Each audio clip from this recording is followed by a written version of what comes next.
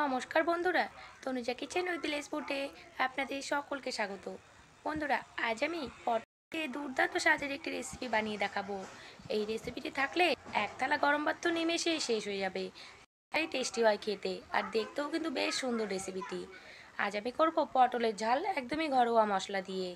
তার জন্য মাটি থেকে টাটকা পটল তুলে নিয়ে এসেছি 500 গ্রাম মতো। কচি কচি একদমই পটলগুলো নিয়ে এসেছি, দেখুন। এগুলোকে ভালো করে খোসা ছাড়িয়ে নিচ্ছি।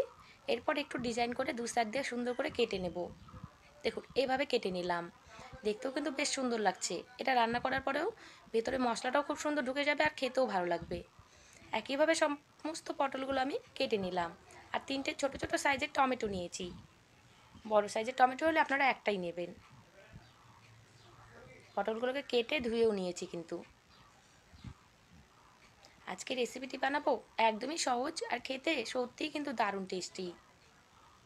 কোনো রকম গুঁড়ো মশলা দেবো না, আর কোনো রকম লঙ্কার গুঁড়ো কালারের জন্য কিছু দেবো না। তবুও কিন্তু কাঁচা লঙ্কা বাটা দিয়ে তরকারি কালার খুব সুন্দর হবে। দেখুন, পেঁয়াজ কুচিয়ে নিয়েছি, টমেটো কুচিয়ে নিয়েছি। এখানে রসুন, আদা, লঙ্কা, একটা পেঁয়াজ আর 1 টেবিল চামচ মতো গোটা জিরে দিয়ে একসাথে একটা মশলা বানিয়ে নেব পেস্ট করে। একটু জল দিয়ে দিলাম। এবার উনুনটা জ্বালিয়ে কড়াই বসিয়ে দিলাম।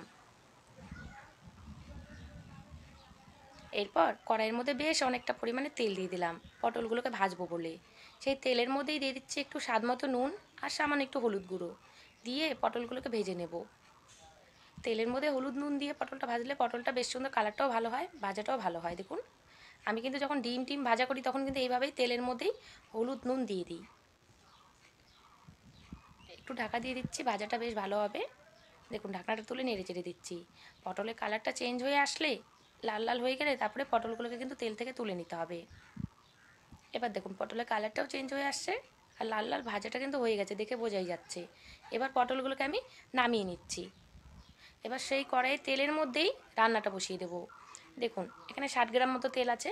এর মধ্যে দিয়ে দিচ্ছি গোটা জিরে, শুকনো লঙ্কা ফোড়ন, তারপর কুচনো পেঁয়াজ 3টে দিয়ে দিলাম, দিয়ে লাল লাল করে ভেজে নিচ্ছি। এরপরে স্বাদ মতো নুন, 1 টেবিল চামচ মতো হলুদ গুঁড়ো দিয়ে দিলাম, দিয়ে পেঁয়াজটাকে ভাজা ভাজা করছি।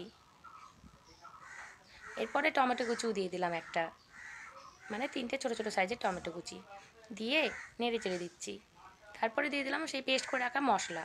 মশলাটা দিয়ে 7-8 মিনিট মতো ভালো করে কিন্তু কষিয়ে নিতে হবে। ততক্ষণ কষাতে হবে যতক্ষণ মশলা থেকে কাঁচা গন্ধটা চলে যাচ্ছে না, ততক্ষণ ভালো করে মশলাটা কষিয়ে নিলাম। মশলার মধ্যে আমি 1 টেবিল চামচ মতো চিনিও দিয়েছি। এর কষাইতে থাকলে মশলার মধ্যে যদি চিনি দেওয়া যায় 1 টেবিল চামচ মতো, তাহলে কিন্তু কালারটা খুব সুন্দর হয়। আজকে দেখবেন কাঁচা লঙ্কা বাটা দিয়ে যে তরকারিটা করছি মনেই হবে না দেখে। আমি কিন্তু কোনো লঙ্কার গুঁড়ো ব্যবহার করিনি এর মধ্যে, তবুও কিন্তু কালারটা খুব সুন্দর হবে। মশলাটা কষানো হয়ে গেছে, দিয়ে দিলাম 1 কাপ জল, দিয়ে ঝোলটা ফুটে ওঠা পর্যন্ত ওয়েট করছি। ঝোলটা ফুটে উঠলেই দিয়ে দিতে হবে পটলগুলো। দিয়ে দিলাম ভেজে রাখা পটল, ঢাকা দিয়ে দিলাম। এটাকে 15 মিনিট মতো রান্নাটা করে নিচ্ছি। দেখুন, ঢাকনাটা তুলে ঝোলটা শুকিয়ে আসলে দিয়ে দিতে হবে ধনেপাতা কুচোনো। ধনেপাতা কুচোনো দিয়ে দিলাম, আর ঝোলটাকে আরেকটু শুকনো শুকনো করে নিয়ে তারপরে নামিয়ে নেব।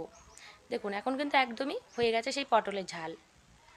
ঝোলটা এরকম মাখা মাখা থাকবে, ব্যাস পটলের গায়ে গায়ে ঝোলটা লেগে লেগে থাকবে, তাহলেই তো তৈরি পটলের ঝাল। একদমই ঘরোয়া মশলা দিয়ে পটলের ঝাল। এই রেসিপিটি খেতে কিন্তু সত্যিই দারুণ টেস্টি হয়, আর দেখতেও কিন্তু বেশ সুন্দর। দেখুন, নামিয়ে নিলাম। দেখতে যতটা সুন্দর হয়েছে, খেতেও কিন্তু দারুণ টেস্টি। আপনারা একদিন বানিয়ে খেয়ে দেখবেন, আশা করি আপনাদের খুবই পছন্দ হবে। পটলের ঝাল একদমই তৈরি। আপনারা তো অনেকভাবে পটলের ঝাল খেয়েছেন, একদিন এরকম স্টাইলে পটলের ঝাল খেয়ে দেখবেন, আশা করি আপনাদের খুবই পছন্দ হবে। বন্ধুরা, আজকের রেসিপিটি যদি ভালো লেগে থাকে, ভিডিওটিতে একটা লাইক করবেন, কমেন্ট করবেন, আমার চ্যানেলটাতে কিন্তু অবশ্যই সাবস্ক্রাইব করবেন। আর এরকমভাবে পটলের ঝাল একদিন বানিয়ে খেয়ে দেখবেন, এক থালা ভাত তো নিমেষেই শেষ হয়ে যাবে, এতটাই টেস্টি আর এত সুন্দর দেখতে, যে দেখবে সেই খেতে চাইবে। বন্ধুরা, আজ আমি আসছি, আবার আপনাদের সাথে দেখা হবে নেক্সট ভিডিওতে। আপনারা সকলেই ভালো থাকবেন, সুস্থ থাকবেন। ধন্যবাদ।